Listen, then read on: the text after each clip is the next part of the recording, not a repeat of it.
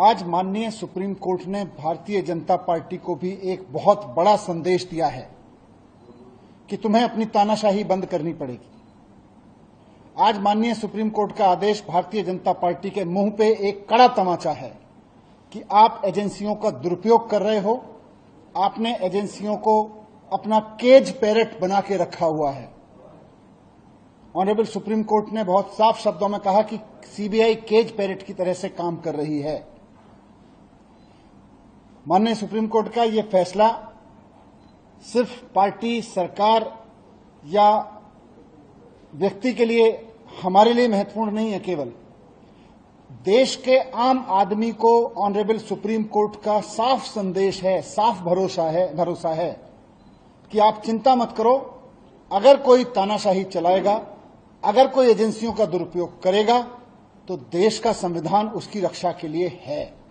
संदेश साफ है ऑनरेबल सुप्रीम कोर्ट का कि तानाशाही के खिलाफ देश का संविधान हर आम आदमी के लिए रक्षा के लिए है।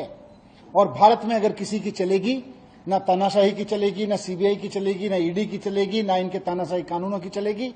भारत में अगर किसी की चलेगी तो देश के संविधान की चलेगी। ये ऑनरेबल सुप्रीम कोर्ट के फैसले से साफ संदेश है।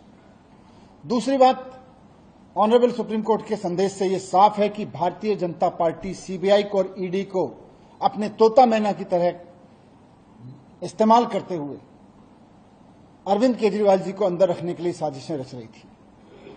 खुद ऑनरेबल सुप्रीम कोर्ट में यह कहा गया आज कि जिस तरह से सीबीआई ने सीएम साहब को अरेस्ट किया, उससे यह साफ हो जाता है कि सीबीआई जानबूझकर केजरीवाल जी को अंदर रखने की मंशा के तहत उनको गिरफ्तार कर रही थी। ये बात आज के ऑनरेबल सुप्रीम कोर्ट के फैसले में साफ हो रही है।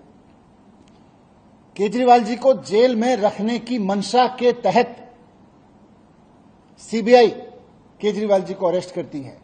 और ये मंशा किसकी है? केजरीवाल जी ने कुछ गलत तो किया नहीं। मंशा है भारतीय जनता पार्टी की। भारतीय जनता पार्टी की यह मंशा थी कि अरविंद केजरीवाल जी अंदर रहें जेल के। इसलिए जब ईडी से केजरीवाल जी बाहर आने लगे तो उस वक्त सीबीआई से उनको अरेस्ट कराया गया। बहुत सोची समझी साजिश के तहत सीबीआई ने किसी करप्शन में अरेस्ट नहीं किया, बीजेपी की मंशा से अरेस्ट किया है केजरीवाल जी को। यह बात हम कह रहे थे, आज ऑनरेबल सुप्रीम कोर्ट ने इसको सही ठहराया है कि सीबीआई ने बीजेपी की मंशा को पूरा करने के लिए केजरीवाल जी को उस वक्त अरेस्ट किया जब वो ईडी के केस से बाहर आने वाले थे। तो भारतीय जनता पार्टी को इस पर थोड़ा सा आत्मावलोकन करना चाहिए, शर्म महसूस करनी चाहिए इस बात के लिए कि इतना खुलेआम वो सीबीआई का दुरुपयोग कर रही थी। आज सुप्रीम कोर्ट में एक्सपोज हो गई है बुरी तरह से भारतीय जनता पार्टी।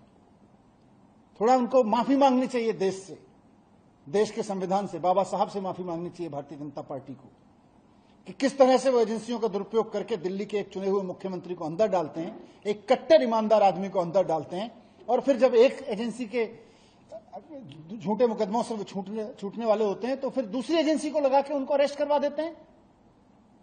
ये बात आज एक्सपोज हो गई केजरीवाल जी के संबंध में, मुकदमे के जो बेल के संबंध में उन्होंने दिया।